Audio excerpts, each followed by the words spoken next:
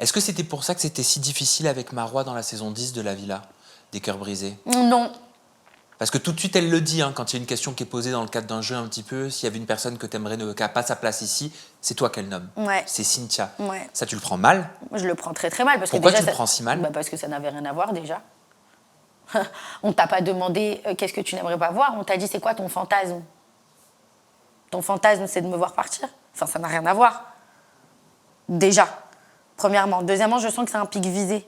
Parce que comme elle a vu que j'ai pas pété les plombs, que je lui ai pas donné ce qu'elle voulait, elle a continué à vouloir me piquer. Parce que t'es pas rentrée dans le jeu. Parce que je suis pas rentrée dans son jeu. Sauf que je suis toujours pas rentrée dans son jeu. Parce que moi, à partir du moment où je sais que je suis blanche dans mon esprit, blanche dans mon cœur, que je sais que je n'ai rien fait et que c'est toi qui m'a fait du mal, pour moi, ça ne me regarde plus aujourd'hui. Tu redis pas Jafar à un moment donné? Si, je redis, bien sûr. Bien sûr, mais parce que c'est exactement ce que je pense. Quand je la voyais me crier dessus, quand je la voyais s'énerver comme ça, j'ai l'impression vraiment de... Waouh, quoi. Enfin, c'est pas la personne que j'ai connue. Mais comment vous avez pu passer, c'est une vraie question, de l'amitié aussi intense à une haine? Je sais pas, aussi je pense intense. aussi qu'il y a eu peut-être après les réseaux, du coup après la Villa Neuf, tu sais, il y a eu aussi un mouvement, il y a eu aussi les réseaux sociaux, je pense que ça a beaucoup joué, même si moi je n'ai jamais parlé de ça, je n'ai jamais parlé de ces histoires, j'ai jamais pris mon téléphone pour m'exprimer au sujet de Marois ou quoi que ce soit, mais je pense qu'il y a eu un petit peu de tout. Il y a eu aussi le fait que du coup peut-être je connais moi ce qui s'est passé entre Vincent et elle à Bali, je le sais et je ne dirai jamais rien, parce que ça ne me regarde pas et c'est pas à moi de le dire. Et je pense aussi ça aussi. Elle a vécu quelque chose de difficile, moi c'est ce que je comprends. Elle a vécu quelque chose de difficile, mais chacun de leur côté, attention. Et t'étais là pour elle? Non, je n'ai pas, non. Mais je la prenais de personne, parce qu'on a des amis en commun. Ah oui, vous étiez plus amis à ce moment-là? Non, pas du tout. Donc je savais ce qui se passait. Et puis même, au-delà de ça, elle pensait que c'était moi qui avais raconté sa vie, entre guillemets, aux blogueurs. C'est ça dont elle parle, exactement. Et je pense que c'est pour ça qu'elle a autant de haine, soi-disant, envers moi. Elle pensait que t'en parlais à Aquababe? Ouais, voilà. Alors que déjà, de non. Parce que elle était amie avec Aquababe. Elle n'a pas eu besoin de moi pour raconter sa vie. Elle l'a raconté très bien toute seule. Et même, quand bien même, enfin, je veux dire, elle cherchait toujours une excuse ou la version la mieux placée pour être acceptée par le public et par rapport à son comportement de pick-me. Mais en fait, même pas une fois, j'ai eu un désolé. Et quand bien même, parce qu'elle le dit, j'ai vu aussi la diff après de la 10 où elle dit « je me suis excusée ». Faux, elle ne s'est jamais excusée, ni en privé, ni devant la France entière, ni en télé, ni rien. Je n'ai jamais vu ça. Et quand bien même, si même elle m'a dit désolé, il y a désolé et désolé. C'est-à-dire, tu peux dire désolé juste pour dire désolé parce que tu es conscient qu'il faut le dire et tu sais que c'est comme ça, par politesse. Mais en fait, il y a le remords aussi, tu vois, qui joue. Et je n'ai vu aucun remords chez elle, bien au contraire. J'ai vu quand même qu'elle était assez relativement contente de ce qui se passait, tu vois, sur le moment même.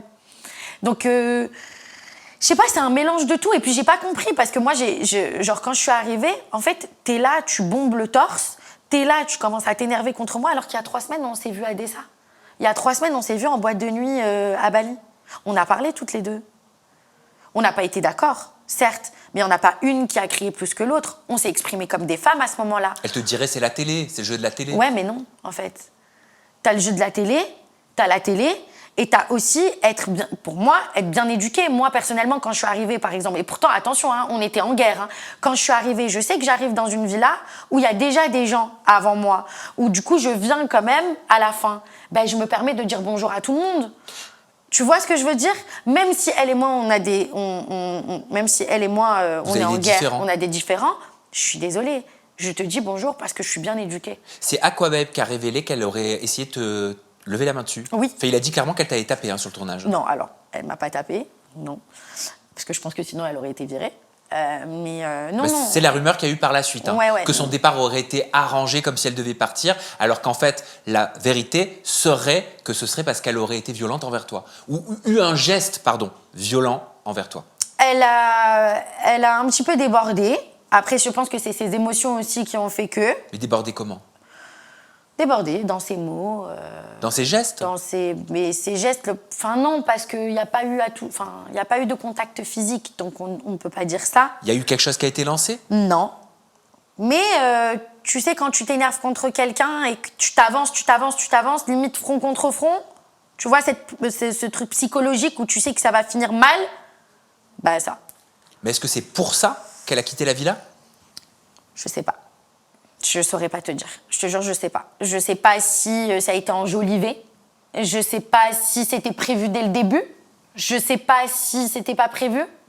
C'est pas mes histoires. En fait, ça me regardait plus à ce moment-là. Est-ce que c'est pour ça que tu avais dit qu'elle t'avait insulté, humilié, qu'elle avait voulu te rabaisser pour mieux s'élever? Ouais, c'est vrai. Pour moi, c'est la vérité. Pour moi, c'est la vérité. En fait, j'ai toujours vu des interviews d'elle, par exemple, ou quand elle parlait de moi, où en fait, à quel moment tu parles en positif?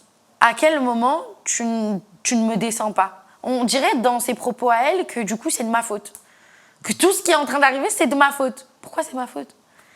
Moi, je me suis perdue dans un tournage, j'ai cru que je pouvais trouver l'amour sur ce tournage. Tu m'as juste pas épaulée, tu m'as menti, tu m'as humiliée.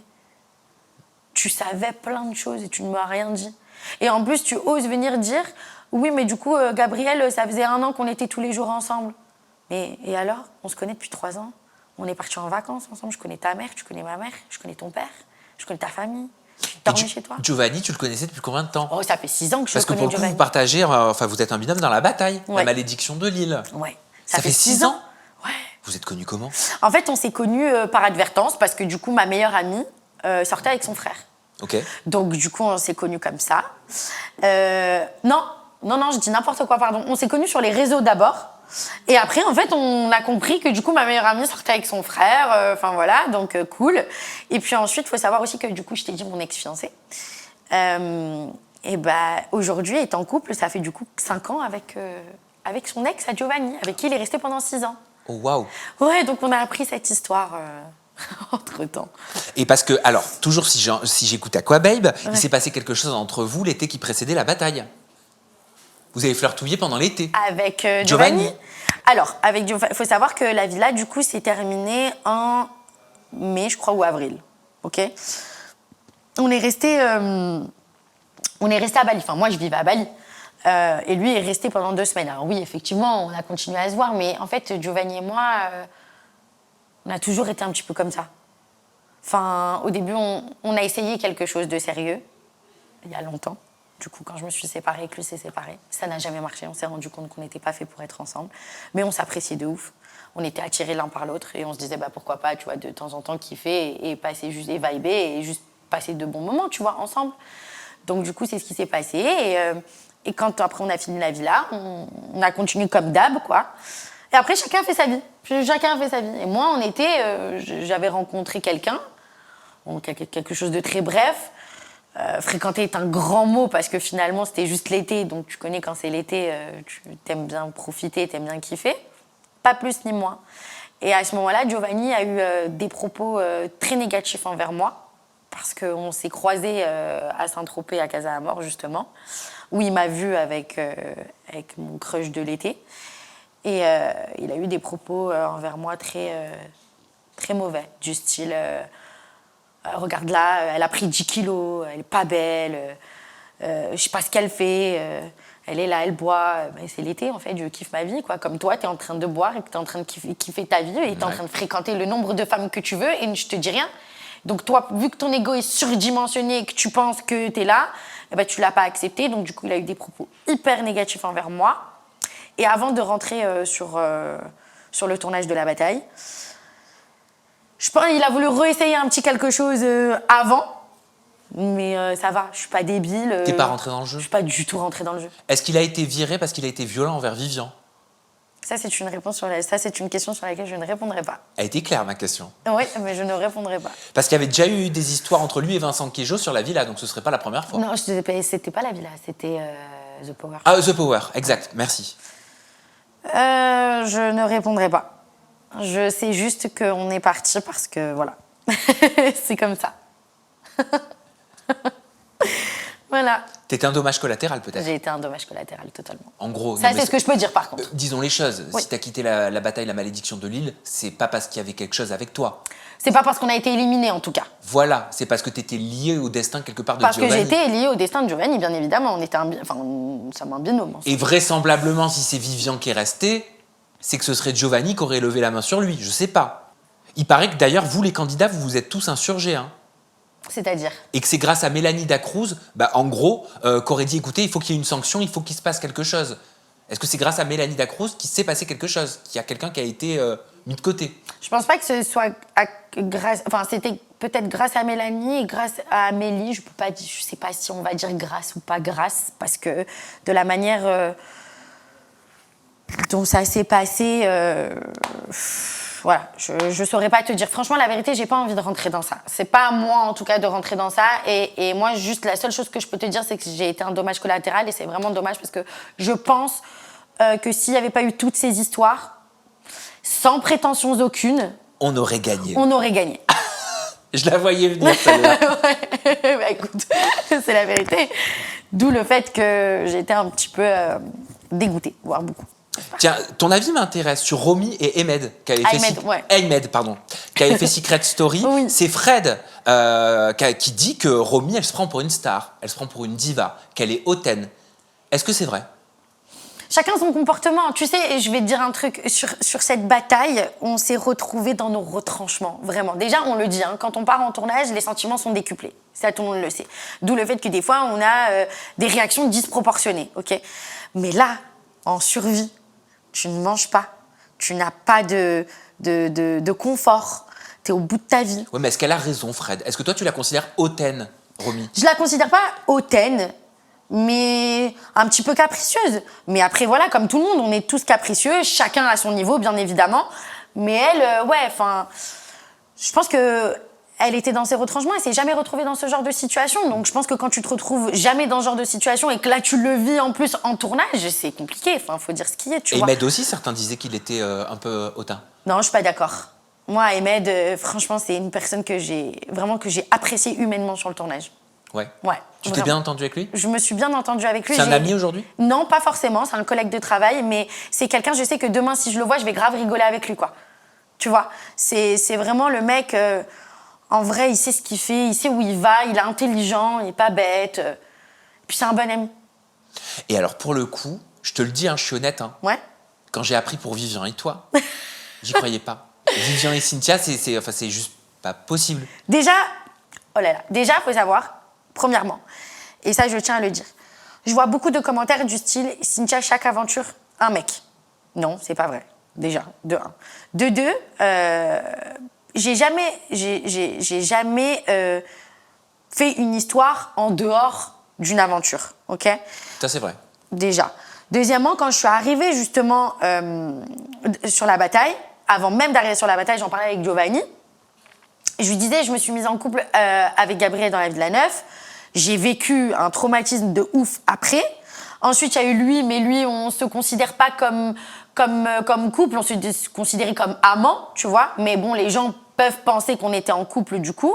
Donc c'est normal, ils nous voient à la télé. Et là, repartir sur un truc comme ça, je me suis dit, mais pas du tout en fait. J'ai envie de montrer une autre image de moi. J'ai envie de montrer une image de la meuf intelligente, de la meuf stratégique, de la meuf qui rigole, qui est good vibe, qui arrive à se dépasser, tu vois, dans les épreuves, qui est là pour son binôme. Enfin, j'avais vraiment envie de montrer une autre image de moi, une autre personnalité de moi, tu vois. Pas que la meuf qui se met en couple. Mais ouais, mais coup du sort. Mais vraiment coup du sort. Je suis même choquée de moi-même de ce qui s'est passé sur ce tournage, comme quoi. Hein, mais c'était ton style de mec, Vivian? Pas du tout. Non, pas du tout. Alors il est beau, hein, il est beau comme tout. Pas du tout. Mais je t'imaginais pas avec Vivian et j'imaginais pas Vivian avec toi. Ouais, je sais, tout le monde dit ça, mais tu parles physiquement ou tu parles mentalement? Ouais.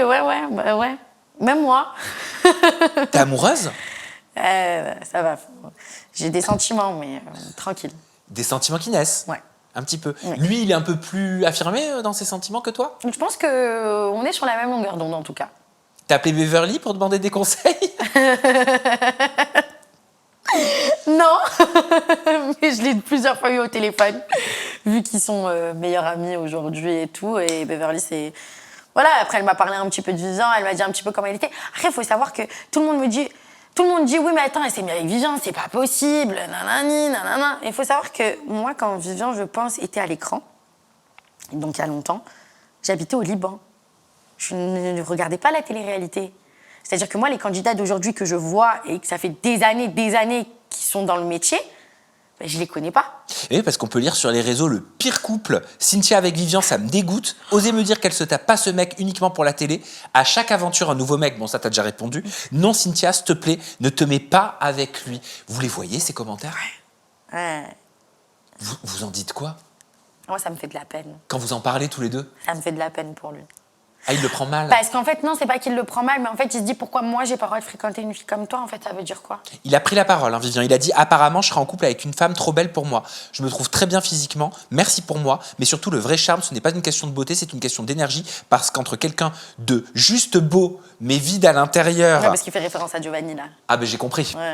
Et quelqu'un de charismatique, drôle, qui dégage un vrai truc, il fait référence à lui. Bien sûr. Le choix est vite fait. Après, voilà, on parle pas forcément que de physique, parce que je pense que le physique, c'est superficiel, il faut arrêter de parler que de physique. Je pense aussi mentalement, les gens, ils m'ont découvert aussi dans la Villa 9 et dans la Villa 10 autrement, tu vois. Donc, je pense qu'ils se disent, oula, qu'est-ce qu'elle fout? Et moi, souvent, je vois des commentaires du style, mais elle a pris le plus bête de la télé, quoi, le plus neuneux. Est-ce que tu penses que c'est une histoire qui peut tenir? Ouais, moi, je pense que oui. Est-ce qu'il te fait rire? Ouais, il me fait rire de fou. Bah, moi, j'adore passer mes journées avec lui. Est-ce que tu passes du bon temps avec lui? J'adore passer mon temps avec lui. Est-ce qu'il passe du bon temps avec toi? Oui, il passe du bon temps Est-ce que vous êtes en osmose dans l'intimité? Oui, nous sommes en osmose dans l'intimité. Est-ce que c'est un bon coup, vu que tu as écrit un livre là-dessus? Ah, c'est pas moi, c'est toi qui as fait un e-book. Hein. De le fait que je rigole. Oui, c'est un bon coup. Comment devenir son meilleur coup? Pardon, je suis obligée de te poser la question alors. Oui, il est très docile. Docile? Ouais. Ah, tu joues les dominas? Ça m'arrive. Ça m'arrive. T'en parles ça dans ton e-book, justement, des rôles dans l'intimité qui peuvent être joués? J'en parle un petit peu, oui. J'en parle un petit peu, mais quand je te dis docile, c'est parce que, tu sais, les hommes, on leur a pas appris à connaître le corps de la femme. Et quand une femme connaît son propre corps, c'est important de communiquer. Des fois, on leur a pas appris à connaître leur propre corps. Leur propre corps à eux, exactement. Et j'en communique justement dans mon e-book. T'en parles dans ce livre. Oui. On en a parlé quand t'étais venue sur Aja de ton e-book. C'est juste incroyable, je trouve, c'est dingue, quoi. Qui aurait cru que Cynthia allait écrire ce bouquin, ce e-book, Comment devenir son meilleur coup? Ouais. C'est ouf. Qu'est-ce qui t'a donné cette idée-là? En fait, je pense que c'est vraiment le fait que tout le temps, j'avais des conversations avec mes copines, avec des hommes. Je me rendais compte que la société mettait beaucoup de pression sur les hommes aussi, tu vois, de ce côté-là. Et que, en vrai de vrai, ils n'avaient aucune connaissance. Ils n'ont aucune connaissance. Et je me suis dit, finalement, pourquoi pas? Pourquoi pas les prendre avec bienveillance? Pourquoi pas leur en parler? Parce que je pense qu'il n'y a personne qui leur en parler sans tabou, sans être méchante et sans les juger. Les femmes jugent beaucoup. Moi, j'ai décidé de ne pas le faire. Parce qu'en fait, c'est un sujet sur lequel il faut rester quand même assez touchy dans les mots qu'on emploie et surtout la manière dont on a envie d'en parler parce que tu peux vite te braquer, surtout un homme avec un ego surdimensionné. Ah, il faut pas vexer, là. Faut pas vexer. Et le but de mon e-book, c'est pas de les vexer, bien au contraire. C'est d'accompagner. C'est d'accompagner. Tiens, je te prends la main. Je vais te montrer comment faire, mon petit chéri. Ben oui, parce qu'on dit que les hommes sont égoïstes, hein, Oli. Alors pour moi, encore une fois, hein, je te le dis, c'est pas de l'égoïsme, c'est juste qu'on leur a jamais appris. On leur a jamais appris à faire plaisir à une femme. C'est important. Le plaisir de la femme, c'est très important parce que c'est ça qui va donner aussi la suite dans la relation. Une femme a besoin d'être épanouie. Tu peux très bien lui donner, par exemple, de l'épanouissement dans sa vie de tous les jours, mais si, par exemple, au lit, ça ne va pas, il y a quelque chose qui va casser au bout d'un moment. Est-ce qu'il a lu ton e-book, Vivien? Il l'a entrelu, mais il a déjà la personne, donc il n'a pas besoin. Est-ce qu'il pratique? Il pratique. Je sais pas. Il va me tuer. Nous pratiquons. Nous pratiquons, vous pratiquez, il se pratique. Et on se pratique. On se pratique, mais en même temps, c'est normal, c'est toi l'auteur. Oui. Donc il a la meilleure des profs. Donc on peut dire ça comme ça. Bon, merci Cynthia. Merci à toi. Pour cette interview en toute intimité à mes côtés. Bien évidemment, ton e-book, on peut le commander sur ton site. Oui, totalement. On peut le commander sur mon site, donc c'est cynthiamacool.com, c'est simple. Et je suis très contente parce qu'en fait, j'ai voulu y travailler pendant longtemps. J'ai voulu travailler pendant genre 10 mois. J'ai travaillé 10 mois dessus. Je me proclamerai jamais la science infuse sur ça, d'où le fait que je suis allée voir des psychologues et des pour que ce soit un sujet beaucoup plus complet et que ce soit un accompagnement auprès des hommes. Voilà. Cynthia, on peut te retrouver aussi sur tes réseaux sociaux. Ton compte Instagram, c'est ayam-tia, Thiaa. Ton compte TikTok, c'est ayam-tia, Thiaa. Merci vraiment pour ta confiance. Merci. Je pense que c'est un discours qui est important, qui détabouise beaucoup de choses et qui aide aussi. Et ça, n'en doute jamais. Même si c'est difficile, ce que tu as dit aujourd'hui, ça aide parce que ça montre en fait à quelqu'un d'autre qu'on n'est pas seul. et que d'autres le vivent. Ah oui, et franchement, la vérité pour toutes les femmes qui vivent la même chose, qui ont vécu la même chose que moi ou qui vont vivre la même chose, entourez-vous de bonnes personnes, c'est très important. Et n'ayez pas peur d'en parler aussi autour, parce que moi j'ai fait l'erreur en fait d'avoir peur d'en parler autour de moi, et franchement c'est pas bon. Il faut en parler, il faut se délivrer, il faut se faire aider aussi surtout, c'est important, parce que ça laisse des séquelles. Merci Cynthia, merci à vous, on se retrouve très bientôt avec une nouvelle personnalité et toujours des confidences en toute intimité. Prenez bien soin de vous et de vos proches. Bye bye.